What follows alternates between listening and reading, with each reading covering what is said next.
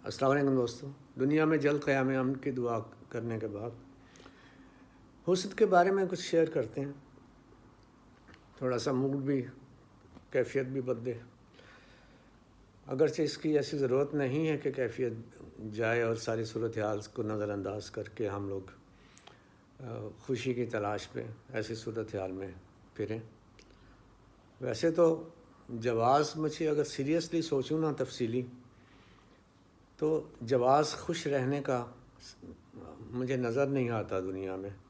या तो दुनिया के गमों से, दुखों से इंसान वैसे ही नज़रें फेर ले, जहन फेर ले, वो अलग बात है, वरना चारों तरफ दुख ऐसे फैले होते हैं कि परेशानी हो जाती है। क्लासरूम में भी बच्चे आते थे, पढ़ाते थे, जब थोड़ा सा टीचिंग मूड से हट के थोड़ा सा मूड अपना राइटर्स मूड में जाता था, तो बेशुमार उनके मसाइल, उनकी ज़िंदगी की पेचीदगियाँ, बच्चों की, उनके वालिदैन की, क्योंकि जानते हैं कि भाई इनके घर के हालात कैसे हैं, बहुत से लोगों के, उनके कल्चर्स डिफरेंट होना, उसके बाद फिर उनके माशी हालात और होना, मेंटल अप्रोच डिफरेंट होना, फिर उसमें वो एक मरकज़ पे आके, यानी क्लासरूम में आके एक टीचर के मुताबिक उन्हें एक्ट करना, अजीब सी सूरत हाल होती है।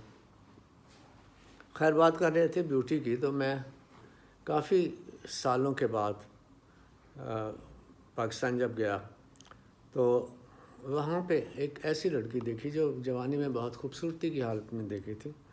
और ज़्यादा खूबसूरतियाँ तलाश कर लेते हैं ये राइटर्स शायर होते हैं जो, तो ऐसी सूरत हाल से मैं भी गुज़रा था और जानता था। तो इस वक्त जब मैंने देखा तो वो सब कुछ उजड़ चुका था। वो सारा तसव्वुर, सारी डायमेंशन, सारी बारीकियाँ, वो हुस्न के तमाम पहलू गायब थे। और जिस जोश व खरोश से उन पहलुओं को देखा जाता था, उन्हें एंजॉय किया जाता था या एंजॉय किया जा सकता था, वो सब पहलू, वो सब लगा कि नहीं, ये वो सोर्स नहीं है उन खुशियों का, उस एक हुस्न की पहचान की लज्जत से गुज़रने का, वो सब कुछ नहीं था, कुछ नहीं था उसमें। तो जितना उस वक्त लुत्फ़ आया करता था उसे देख के, उसे सोच के, वो सारा जो लुत्फ़ है या उसके वो पहलू थे हुस्न के, वो सब एक तकलीफ़ दे मरहला था उसकी, ऐसी सूरत हाल से देखना, ऐसा गुज़रना उससे।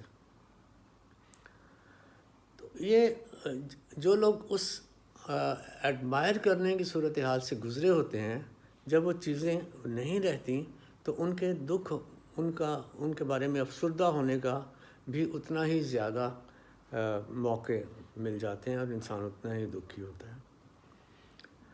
मेरे वालिद साहब कराची ट्रांसफ़र होके गए, ऑडिट ऑफिसर के तौर पे वहाँ गए थे। तो कराची डॉकयार्ड में उनका था अपॉइंटमेंट। तो local art officer, local art officer भी रह चुके हैं, वो भी बहरहाल, तो वहाँ पे डॉकयार्ड में थे।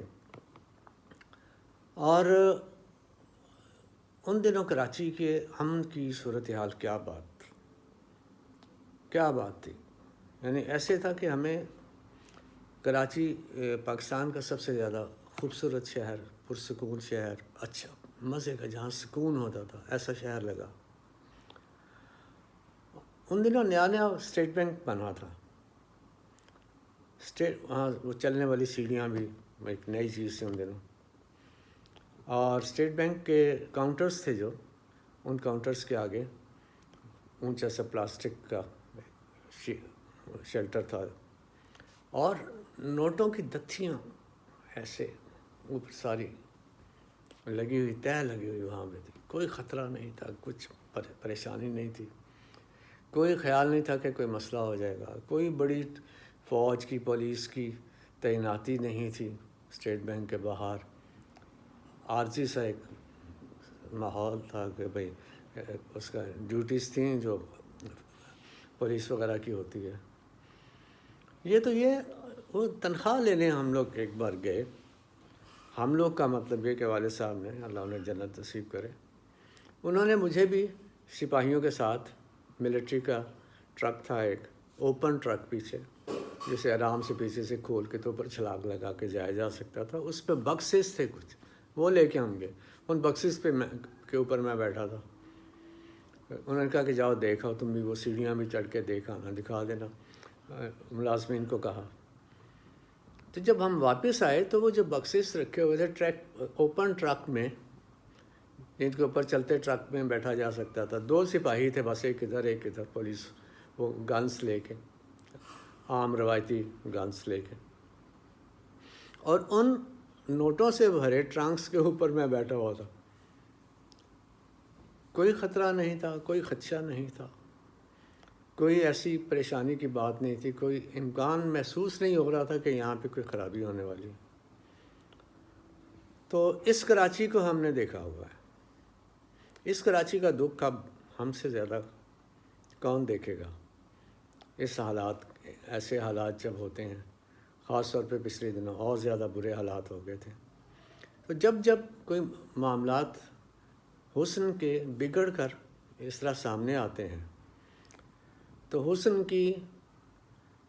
کا اجڑنا کسی بھی شکل میں ہو، وہ ایک المیہ سے کم نہیں ہوتا. تو خدا جن کو حسن دے ان کو، اس کو قائم رکھے. انسانوں کی شکل میں ہو، شکل کی شکل میں ہو، اخلاق کی شکل میں ہو، بیہیویئر کی شکل میں ہو، اپنے ملک کی شکل میں ہو، شہروں کی شکل میں ہو. اس کو اللہ برقرار رکھے اور ترقی دے، اور زندگی اپنے مثبت اور حسین پہلوؤں کی طرف رواں ہو. Thank you very much.